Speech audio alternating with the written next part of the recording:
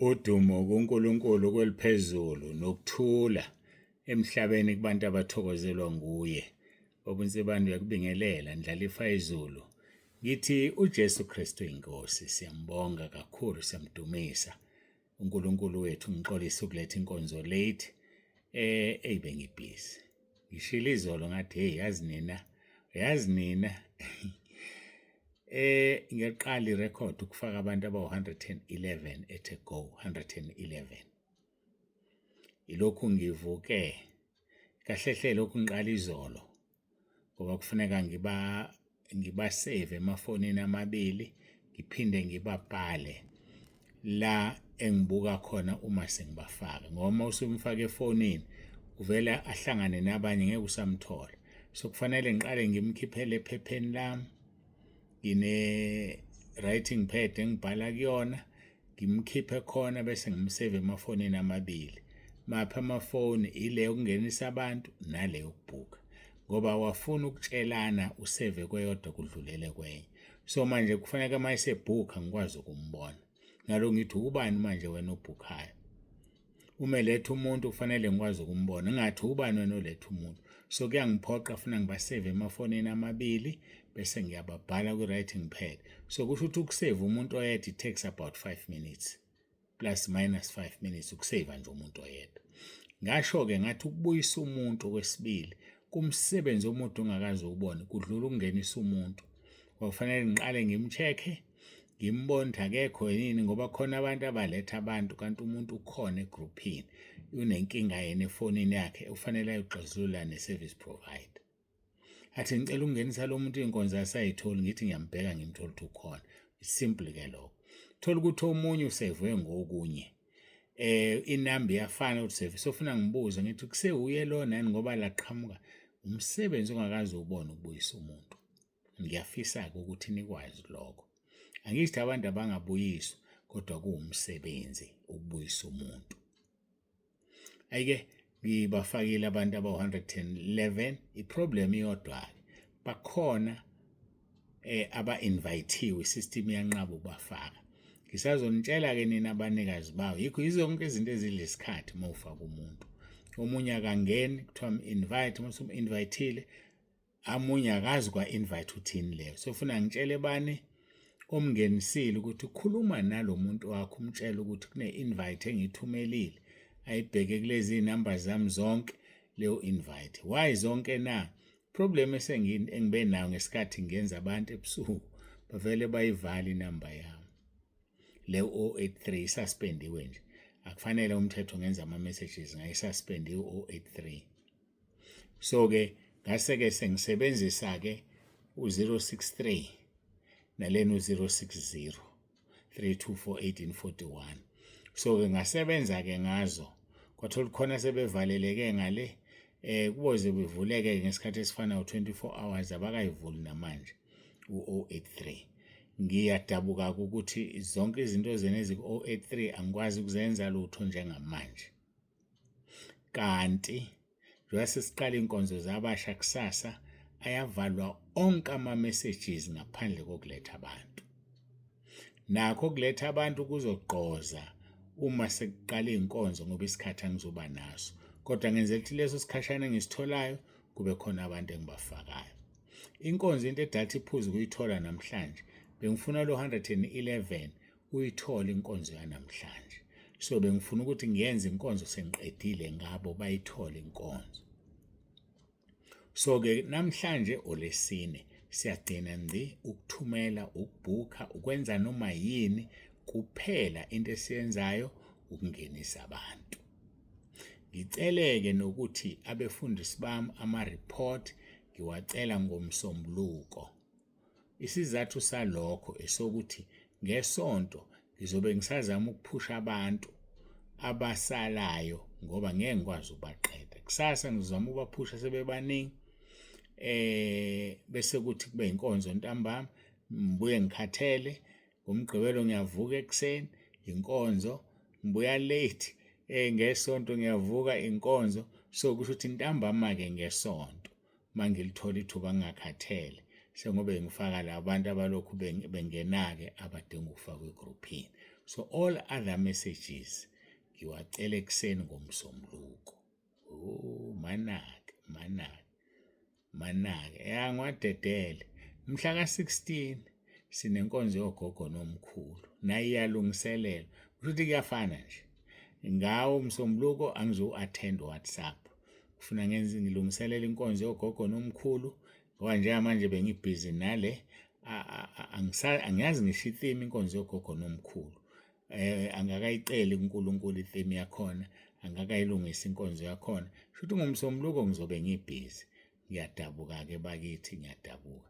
Kodwa-ke ama-report aweze Monday. Ama-report aweze Monday. Kodwa ngicabanga ukuthi konke okunye soze sikubone nini ngoLwesithathu. Konke okunye sokubona ngoLwesithathu. Ngizoyenza-ke i-VN.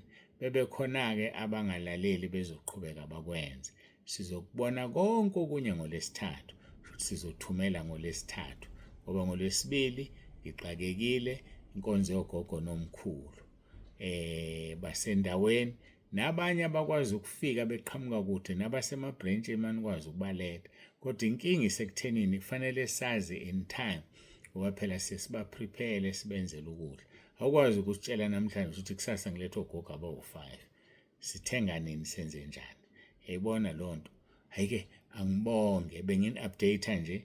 Ngibonga irekhodi eningisize ngalephula 111 wabantu bangena at a go. Noma-ke mhlawumbe abantu abawu-5 or 6 kulabo babe nama-invite. Uma-ke benibadayisele kahle i-idea ekhalezwi bazogcina bengenile. Kodwa maningazange nikhulume kahle ngeke bakwazi ukungena. Ngiyacela nisize nitshela abantu bangawasebenzisa ama-emoji. Already kulo 111 khona abantu asebefaka ama-emoji bebonga ukungena izandla ezihlangene. Sengishilo ukuthi asikusebenzisi lokhu. Angazi-ke bazokuthatha kanjani, abanye bazodikila baphume. Inini eniletha abantu eningabatsheli asiyisebenzisi lento. Musukuletha abantu busungabatsheli imithetho yekhaya lezwi. Yebo ngibatshelile mangibemukela nje ngiyabatshela. Mhlawumbe usafuna-ke ngimnikeze lento engimukela ngokhona abakade bangena basamukelwa ngalutho. Mhlawumbe ufuna nginithumelele ukuthi abantu ngibamukela kanje. Athi umuntu engena ebe azi ukungeniswa abantu. Athi umuntu engena ebe azi ukuthi awenza i-VN more than 3 minutes. Athi umuntu engena ebe azi ukuthi asasebenzisa ama-emoji.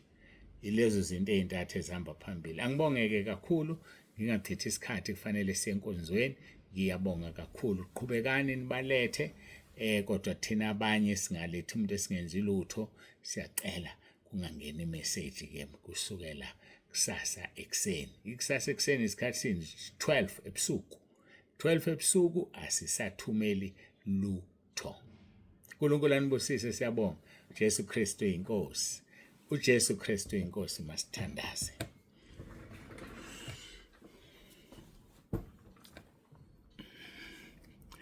Babongcwele babolungileyo uNkulunkulu wethu nomusa siyazithoba phambi kobuso bakho. Sibonga uthando sithande ngalo.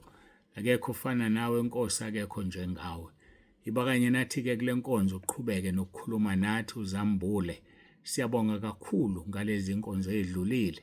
Siyakubonga Nkosi. uJesu Kristu inkosi. uJesu Kristu inkosi. uJesu Kristu inkosi. Amen.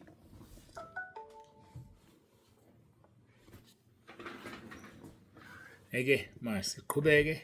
Izolo besikhuluma ngesihloko esihle kakhulu. Thabatha isiphambano sakho umlandele. Thabatha isiphambano sakho umlandele. Luka chapter 9 verse 23. Wayesethi kubo bonke, uma umuntu ethanda ukuzemva kwami makazidele. Athabathe isiphambano sakhe imihla ngemihla angilandele. Sikhulume kakhulu izolo ngokuzidela. Sakhuluma nangokuzidela kwenkosi yethu Jesu. Sakhuluma nangokuzidela kwethu njengabantu bezidela ngenxa yenkosi yethu Jesu Kristu. Mhlamba ke ngikhothuluze ngibona yini enye esingayithola ngokuzidela. Ukuzidela ukudela into oyithandayo ngenxa kaJesu. Oyithandayo ngenxa kaJesu. Ngiyakhumbula mhlawumbe kwaku-2021 ngiyacabanga. Omunye umzalwane engitshela ethi khona umuntu afuna ukumletha. Lo muntu useshilo wathi ngeke awayeka ama-emoji yena. Asithi mina pho umsabi uma engeke awayeka ama-emoji. Pho umsabi. Miyeke mayithi ngeke awayeka ama-emoji asingamfaki. Yabona sikhuluma ngokuzidela. Kukhona abantu abangakwazi ukuzidela bazidele bese behlukana nama-emoji. Ayimizwa yabo akubona bakwazi ukwayeka. Abantu nje wes abazalwane zidele mntaka babuyeka ama-emoji. Ayiphele lento ukuthi athi umuntu izingenele. Ayikho i-emoji ezingenelayo. Ifake uwena noma uthatha ifoni yakho ayinika ingane. Ake ngiyazi ukuthi ezinye zezingane zifunda ngamafoni enu. Kodwa ke uyihloniphe le foni, wazi ukuthi le foni inezinto zikaNkulunkulu. Ake uyihloniphe. Ngoba sesifikile isikhathi sokuthi uma ufake i-emoji ngikukhiphe ungaphindi ubuyele. Ngikukhiphe ungaphindi ubuyele. Qaphela iminwe yakho. Sesifikile leso sikhathi. Asikwazi ukubekezelela ama-emoji kuze kube angazi kuze kubuye inkosi uJesu ngeke. Angcolisa igroup yethu, angcolisa ikhaya lezwi. Bese kuba khona ke abafaka ama-emoji ku-description yabo. I-description angikwazi ukufika kuyo. Kodwa uthi uma uvula lo muntu ubone ufaka ama-emoji. Wawafaka mhlawumbe usakhohlwa. Ake nibuke ama-descriptions enu. Uyibuka i-description wabhalana. Mina ku-description ngathi uJesu Kristu inkosi. Wena wayenzani kuyona? Wafaka i-emoji, wafaka yiphi? Bese kuba khona laba abafaka opopayi esikhundleni sezithombe zabo, i-profile pic kube upopayi. I-emoji le. Ake nisikeni ngama-emoji bafowethu. I-emoji le. Ngamagama wena uzochaza ukuthi uyileya nto leya ngaphakathi enhlizweni yakho noma kwelikamoya. Qaphela ukuthi uziveza unjani kubantu. Uziveza ulimele ivangeli noma cha. Zidele, iyeke yonke le nto. Dedela ulaka, dedela ama-emoji, dedela izithombe ezingamnika uNkulunkulu udumo. Ziyeke. Kufana nefoni uthi ufonela umzalwane kukhala ingoma yezwe abese ezoqhamuka ethi akayazi. Noma ungathi uJesu Kristu inkosi akanamandla ngoba uyokhuluma ngefoni.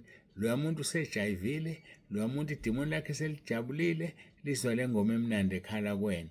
Abanye baze bakubuze bathi uyafuna le ngoma R1 a day uyithathe noma ungayithathi. Kanti umzalwane okulingile wafaka le ngoma. Ake nifoneleni izingcingo zenu nonke. Uze ukuthi mawuzifonela yini umuntu ayizwayo. Uma nje wona udayela ucingo lwakho yini lento umuntu ayizwayo. Abaningi bazothola ukuthi khala ingoma zezwe. Funda ke ziyakwazi ukukhishwa zicishwe. Zidele. Abantu abakwazi ukuzidela. Dela ama-extensions akho. Dela i-makeup. Awusakwazi ukuphuma unga-makeuphile. Awusakwazi ukunyakaza umgeqo ungekho. Awusakwazi ukunyakaza icici lingekho. Ubone ngathi uhambaze icici nje. Hayibo bazalwane. Zidele. uJesu wazidela walenga emthini. Sichazela izolutho kulenga emthini kuyihlazo, kuyisiqalekiso. Waqalekisa uJesu ngenxa yethu. Kwafanele kuqalekiswe thina. Waqalekiswa. Zidele nje. Khipha izinyo legolide lelo lifakile. Likhiphe ngeke likusize, khiphe lesiliva, khipha. Ngoba ngeke uzingene ezulwini nalamazinyo. Sola umdalo wakho uthi wakudalelani wanje. Wakubumbelani wanalezi zinto. Umsolelani ngempela. Hayi mina ngiyabuza, umsolelani umdalo wakho. Uzufaka imshanelo emehlweni engathi uzoshanela, ufaka inzipho ezinde ezilapha. awusakwazi ngisho ukugeza ibhodwe ufake inzipho. Abanye hayi bazifakile bazikhulisile nje. Inzipho zikwenza ungakwazi ukusebenza. Inzipho zikwazi kunezinto ongakwazi ukuzenza ngenxa yokuthi unenzipho ezinde. Zadalela ukunqunywa kuba umsebenzi wazo kuwuqinisa umunwe ekugcineni ukwazi ukubamba ukwazi ukwenza izinto. Hayi ukuthi inzipho zibe zinde. uNkulunkulu akakusize, uNkulunkulu akubiyele. uNkulunkulu akugcine, ulenze izwi, ulilandele futhi. Besikhuluma-ke ngokuzidela. Asingene-ke esihlokweni sesibili, awuvele isikhathi sesiphelile. Uma umuntu ethanda ukuza emva kwami, makazidele, athabathe isiphambano sakhe imihla ngemihla ngilandele. So ngabe amagama usuku nosuku. Usuku nosuku lunesiphambano salo. Usuku nosuku lunesiphambano salo. Thabatha-ke isiphambano sakho. Usuku nosuku umlandela uJesu. Usuku lunenkathazo yalo. Usuku lunento yalo. Kodwa wena uzophepha uma uphethe isiphambano. Ngoba uzothatha izinto ezingafanele. Musuthatha isiphambano uhlale phansi. But isithathe bese uyamlandela. Uhambe njengoba ahamba. Ulingiselo umuntu wase-Afrika. Wathi uJesu esekhathele. Bambiza bamphoqa wasithwala isiphambano esithwalele inkosi uJesu. Uxolo waze wafika khona eCalvary. So isiphambano silusizi. Khona iculo laphaya etilongweni elithi ngizobambelela kuso isiphambano ngize ngizizwe umqhele. Libuya kahle ngesilungu. I will cling to the cross and exchange it for a crown. Kusho ukuthi ngizosidedela isiphambano ngoba sengimukela umqhele. Umqhele mangakawutholi ngizothwala isiphambano. Lezi zinto lezi isiphambano siletha umqhele. Ngeke uthole umqhele ungasithwalanga isiphambano. Isiphambano silandela ukuzidela. Ngeke usithabathe isiphambano ungazidelile. Zidele. uNkulunkulu mayethi yenza lokhu kwenze. Ngeke uthole umqhele wokulunga ungakwenzanga ukulunga. Ukwenza ukulunga kujule ngendlela emangalisayo. Uma ufunda uMathewu chapter 6 lithi uma ufuna ukwenza ukulunga ngashaya icilo ngamemezeli. Ukulunga ukwenzela umuntu into enhle. Athi uNkulunkulu thatha leli 1000 unikezwe sibanibani. Uhambaza akagqokile. Akubo umzukuzuku impela ungafuni ukukwenza. Why ungafuni ukwenza? Athi uNkulunkulu thatha le moto inikezwe sibanibani. Ungafuni ukumnika usibanibani leyo moto. Why? Kwenza ukulunga kunzima, akulula. Kodwa umqhele wokulunga ngeke uthole ungazidelile. Khona kufika la kufanele uzidele khona. Uthi into yakho uyithanda mase ethe uNkulunkulu inikele uyinikele. Mase ethe uNkulunkulu nika usibanibani umnike. Ngisho ukuthi uyayithanda. Ngoba unjani uzidelile. Uzidelile zidele. Bese uthabatha isiphambano. Ngoba ngeke usithathe ungazidelile. Isihlazo. Sisiqalekiso. Kudinga afu mina ukuze usithabathe isiphambano. Kudinga wenza izinto abantu abazocabanga ukuthi uyahlanya ukuze usithabathe isiphambano kanti awuhlanyi. Yilogibela uthi yenza lento. Angithi sengeke nganitshena izinto engake ngazenziswa ebufakazini bami. Ngathi ngizongcwaba omunye umzalwane ebusuku kwathiwa lalelanga phomba ushumayele uzoxolisa ukuthi kade udayisa utshwala. Yes. Ubuka kunjani lokho? Usukume sekuthiwa kuyiwe ezweni uyafika wena phambili uyakhala uyaxolisa. Uyathotshiswa. Zithobeni phansi kwesandla sikaNkulunkulu kusathana nibalekele. Uyathotshiswa. Uyozithoba nje wena before ushumayele ngani uphakeme. Anganophakeme. Ngithi ngenza i-memorial service esikoleni eseduze. Sengizoshumayela kudunyiswa. Wafika uNkulunkulu wathi yababona labo thisha. bonke babephuza kuwe mhla 15. Uzoxolisa-ke namhlanje kuqala ngaphambi kubashumayeze. Hey bafowethu, isiphambano silula. Khona indaba engayazi iqiniso. Kuthiwa kwakuney'phambano ezazi ziningi endlini ethize. Kwathiwa-ke kube yilona loyo uzobheka isiphambano esinegama lakhe asithathe. Isiphambano esinegama lakhe asithathe. Yangena enye indoda. Yathi esami sikhulu kangaka side. Yathatha esomunye esifushane nesincane. Kwaphunywa-ke kwahanjwa. Kuthe mase kufika emfuleni omkhulu okufanele uwelwe. Kwathiwa ilona loyo uzothatha isiphambano sakhe asibeke sizothinta ngale abese yawela. Indoda ethatha esifushane nesincane asizange sithinte ngale. Yakhala isifisa sibe side. Isishiyile sayo yathatha esabanye. Ukuthini ke lokho? Ukuyeka umsebenzi wakho uNkulunkulu akubizele kuwenza umsebenzi wabanye. Sinemisebenzi eminingi esibizelwe kuyona. Yenza umsebenzi wakho. Yeka ukwenza umsebenzi womunye. Musudumisa kanti awubizelwe ukudumisa. Musuphatha uhlelo kanti awubizelwe ukuphatha uhlelo. Musuphatha ibranch kanti awubizelwe ukuphatha ibranch. Musuphatha ibandla lonke kanti awubizelwe ukuphatha ibandla lonke. Ufuna uintroduce izinto ebandleni, ufuna ukwenza izinto ebandleni. Awubizelwanga lokho wena. Ubizelwe ukuzokhonza ngesiphiwo sinikeziwe. Musuqala-ke usufuna okungale kwalokho ngoba uNkulunkulu uzokushaya. Akushaye ngakhumbula tishe ngathi uhamba eceleni kwezicathulo zakho. Usanda ukumbuza omunye umzalwane, ukwenzani uhamba eceleni kwezicathulo? Ukushaya uhamba eceleni kwezicathulo. Ngiyakutshela mina. So into ezokusiza mbuza intando yakhe ngawe uzokunikeza bese wenza intando yakhe. Uma ungayenzi intando yakhe uthabatha isiphambano ngesona sakho. Uthabatha isiphambano sabanye. Upractice izilimi ufuna ukukhuleka ngezilimi. Thatha isabelo ngesona sakho. Thatha esakho. Thatha okwakho ozothi uma ukwenzile uthola umvuzo ezulwini. Hayi uthatha into ozothi uma uyenzile ungatholi lutho kunalokho ujeziswe. Thabatheka imihla ngemihla. Suku nosuku lunenkathazo yalo. Sho njalo uMatthew chapter 6 verse 33 and 34. Ningakhathazeki ngalutho.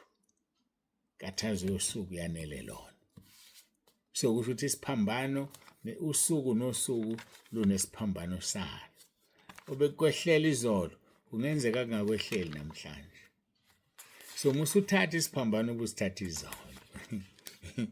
Thatha isiphambano sanamhlanje ngoba esayizolo sanele usuku lwayizolo. Asibheke Matthew chapter 6 verse 33. Kodwa funani iqala noma siqale ku-31. Ngakho-ke ningakhathazeki nithi siyakudlani noma siyakuphuzani noma siyakwembathani na. Verse 32. Ngokuba konke lokho abezizwe bakufunise singani uyihlo wasezulwini uyazi ukuthi niyakudinga konke lokhu. Verse 33.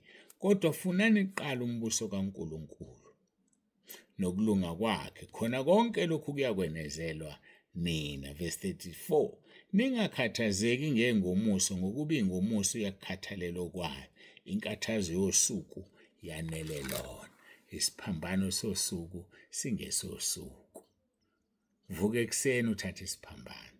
Lithi lelizwi Luka 23, Luka 9 verse 23. Uma umuntu ethanda ukuza emva kwami makazidele. Athabathe isiphambano sakhe imihla ngemihla angilandele. Thatha esakho every day. Musushintsha uthathe somunye ngelinye ilanga. Zonke izinsuku uthathe esakho bese uyamlandela. Siyamkholwa uNkulunkulu soqhubeka lapho ukuthi umlandele. Mhlawumbe ngomsombuluko kuzobonakala ngoba kusasa sothola inkonzo ntambama. Inkonzo yabasha ezongena ngo-4. Inkonzo yokuqala ngokugcinwa inkosi uNkulunkulu esasibekile ngakalandi ibandla. Siyambonga uNkulunkulu wethu kakhulu. Ngifisela usuku oluhle olunokuthula olunesibusiso senkosi. Lethana abantu ngizozama ngibona ukuthi ngenze njani. Hayi nibalethile bafowethu 111. Qhubekani nibalethe. Khona ama group angakaze alethe umuntu. Angazi uma ngizwa akaze kulethwe umuntu. Bese khona ama group alethe over 20. Uma ungachecka nje manje okamba nikwazi ukuchecka amanye ama group. Zicheckeni nina nibabonile abantu ave nginifakile. Hayi khona ama group enze kahle kanjani o9 no10 no5. Hey benze kahle. Ngiyakutshela. For the first time group number 1 wafika kwi maximum 1024.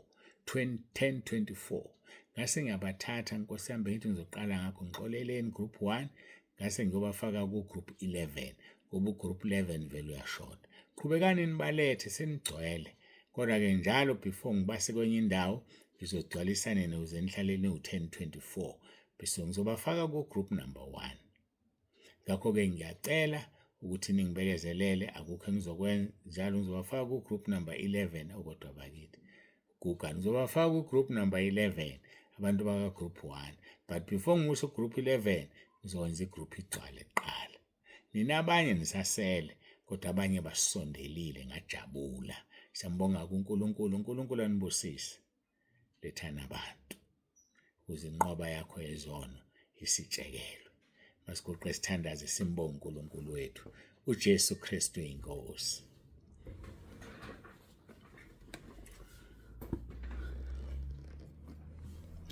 Babongcwele babolungileyo egameni lomfelo wethu uJesu ophilayo siyathoba Nkosi nangalomzuzu siyakubonga ngoba uNkulunkulu ophilayo. Siyakubonga Nkosi osenzele khona kuhle. Siyabonga nezwi lakho nokukhuluma kwakho. Ngiyathandaza ukuthi usize silizwe silenze. Babusiseke Nkosi bonke abaletha abantu. Babusise Nkosi ubathinte nabangakabalethi. Udumo lonke ke Nkosi linikeza wena. uJesu Kristu inkosi. uJesu Kristu inkosi. uJesu Kristu inkosi. Amen.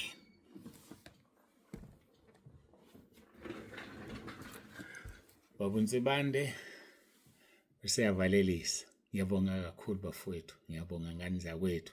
Ngiyabonga. uNkulunkulu anibusise. Nibe nentambama enhle lapha emakhaya. uJesu Kristu inkosi.